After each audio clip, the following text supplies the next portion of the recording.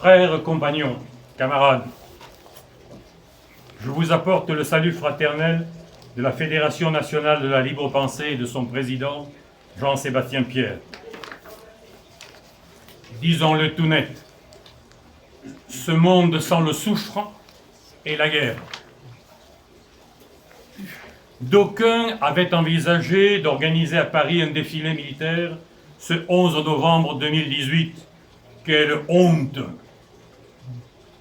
Le locataire de la Maison-Blanche, avec sa délicatesse de plouc et son sens diplomatique d'hippopotame, avait bondi sur l'occasion et vendu la mèche, si j'ose dire, en annonçant précipitamment qu'il participerait à ce défilé militaire. Point d'orgue du centenaire, la commémoration de l'armistice devait réunir ce 11 novembre 2018 devant l'Arc de Triomphe à Paris des chefs d'État, de gouvernements et de dignitaires au nom de, je cite, du souvenir et de la construction de la paix. Outre le fait qu'un défilé était bien prévu, une cérémonie d'hommage aux maréchaux de la Grande Guerre devait suivre aux Invalides. Mais de qui se moque-t-on? Alors, pas de trahison de cette volonté pacifiste exprimée par ceux qui avaient concrètement subi la guerre, sortis tout droit des tranchées de tous les belligérants. Les survivants de la guerre 14-18, les anciens combattants, ont toujours voulu rendre impossible toute glorification guerrière du 11 novembre. Cette date est à jamais en leur mémoire. Cette date est celle du souvenir. Pour la mémoire de leurs camarades morts du fait de guerre, de tous les morts, civils et militaires, qu'ils aient porté le même uniforme ou quelque autre uniforme que ce soit, à quelque armée qu'ils aient appartenu, sur quelque front que ce soit. Pour eux, c'était la der des der. Plus jamais ça, plus de guerre. Et ils ajoutaient, maudite soit la guerre. Le comité de célébration du centenaire de 14-18 a même annoncé à grand renfort de trompettes militaires que le 11 novembre 2018 verrait aussi la célébration de 8 maréchaux de France qui ont fait, qui ont fait la première guerre, le tout en présence du président de la République. Quelle honte là aussi! Mais comment faudra-t-il rappeler à tous ces aéropages de bien-pensants, et assurément bien ignorants, que parmi ces maréchaux, au demeurant un titre honorifique conféré par le pouvoir politique, souvent pour des raisons peu militaires, ou pas uniquement militaires, se trouve un certain Philippe Pétain, qui fut condamné après la Seconde Guerre mondiale pour trahison et indemnité nationale pour collaboration avec le régime nazi. Le même qui décida de l'arrestation et de la déportation de centaines de milliers de juifs, de francs-maçons, de résistants de tous bords, la plupart exterminés dans les camps de concentration. Lors du colloque que la Fédération nationale de la libre pensée a organisé à Lyon, les universitaires, les historiens et les chercheurs qui se sont exprimés ont fait la démonstration de la continuité de ce triste cire. Le Pétain de 1940 perçait sous le Pétain de la Première Guerre mondiale. Il est un des fusilleurs. Alors tout cela nous inquiète grandement, tout cela nous alarme. Choisir un moment aussi particulier que le 11 novembre pour faire teinter les armes, pour mobiliser les esprits, pour glorifier les grands chefs, quand dans le même temps on militarise la vie civile, on embrigade la jeunesse, quand dans le même temps on déploie des milliers de soldats à travers la planète, par le biais d'opérations extérieures aux relents très souvent néocoloniaux. quand la misère s'accroît au fur et à mesure que les budgets militaires augmentent. Choisir ce moment de recueillement, mais aussi d'espoir d'un monde de paix, c'est inacceptable. Méditons cette affirmation de Victor Hugo. Le casque, aussi bien que la calotte, amoindrit le cerveau. Je vous la répète au cas où. Le casque, aussi bien que la calotte, amoindrit le cerveau.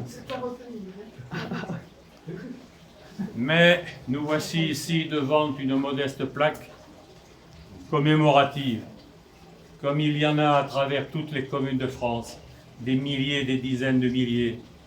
Méditons la phrase qui ponctue l'énumération de ces jeunes hommes de ce petit village de l'arrière-pays.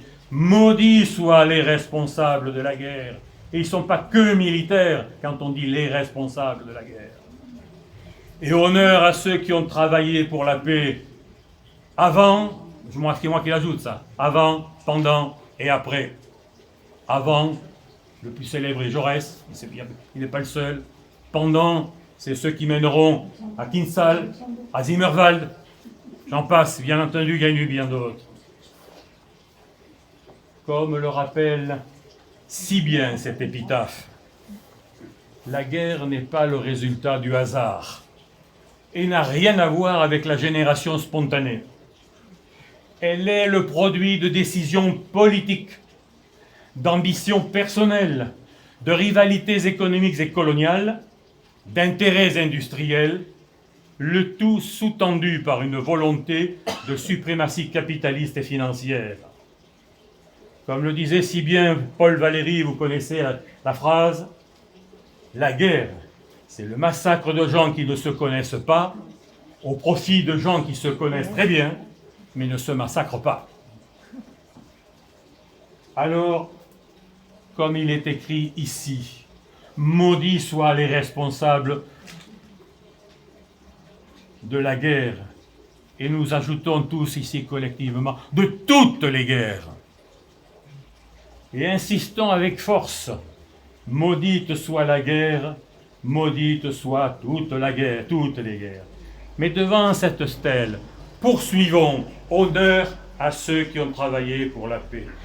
En effet, ils furent nombreux, en France bien sûr, en Allemagne, en Russie, en Italie, en Angleterre et ailleurs.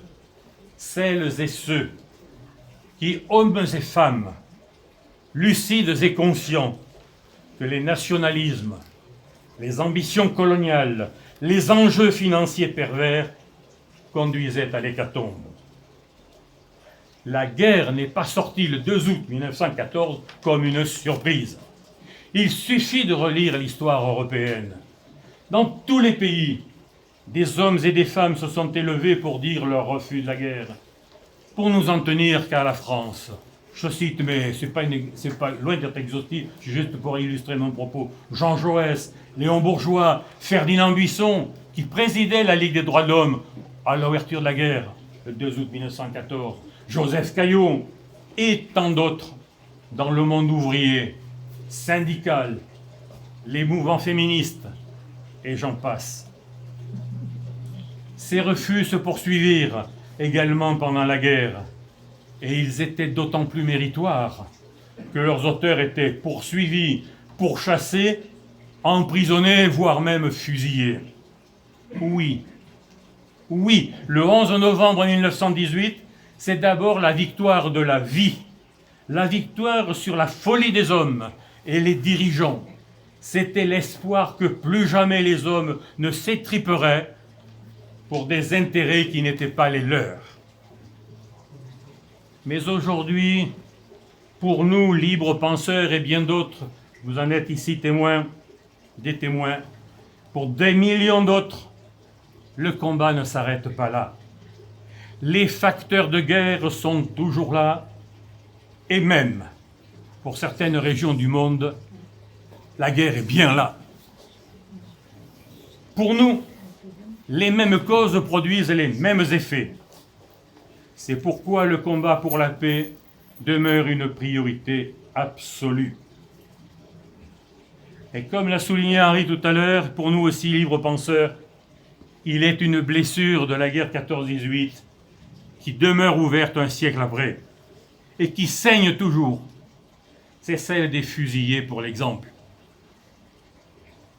Si tous les belligérants, quel que soit le bord, ont trouvé dans leur profondeur l'élan d'humanité suffisant pour établir dans leur honneur ceux de leurs soldats qui avaient été fusillés, pour l'exemple, dans le seul but de terroriser les autres soldats, chez nous, en France, il ne s'est trouvé aucun gouvernement, quelle que soit sa couleur politique, pour avoir le courage de rendre à ces hommes leur place dans la mémoire collective, pour rendre à leurs familles la quiétude morale et les laver de l'opprobre dont elles ont jusqu'à ce jour été les victimes collatérales. Ces hommes n'avaient à aucun moment trahi leur pays. Certains même avaient des états de service particulièrement élogieux. La République a su tourner la page pour les révoltés de la Commune de Paris en 1871. Elle a su trouver les moyens d'exonérer les crimes commis pendant et après la guerre d'Algérie des années 50-60. Elle a passé l'éponge sur la période trouble de l'État de Vichy. La République ne s'est pas trouvé la force pour dire que ces fusillés, pour l'exemple de 14-18, morts par la France, par les balles de leurs frères d'armes, par les ordres de chefs indignes, ces hommes-là avaient accompli comme les autres leur devoir de conscrits. Ils étaient des civils habillés en militaires à qui on a demandé l'impossible. C'est pas moi qui l'ai inventé cette phrase-là. Là aussi, le combat continue et ensemble, nous ne les oublions pas. Je l'ai dit tout à l'heure à table, dans les Alpes-Maritimes, ils sont 4 à avoir perdu la vie du fait de ces absurdités. Ils n'ont jamais été réhabilités. Un siècle plus tard, je les cite. César Philémon Bernard, Bernard est un nom de famille, né à Grasse. Barthélemy Cristini, né à Nice. Eugène Honoré Maxime Morelli, né à Nice. C'est celui dont je pense qu'il a été fusillé parce qu'il était un militant syndical. Ignace Raymond, né à Sospel.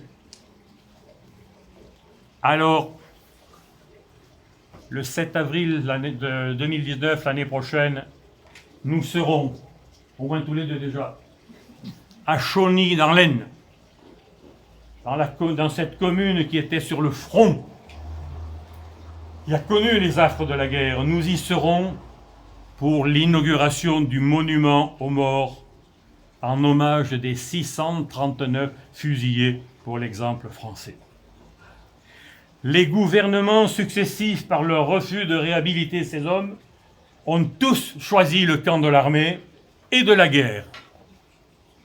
Pourtant, quand on écoute nos concitoyens, des millions de nos concitoyens souhaitent la réhabilitation des fusillés.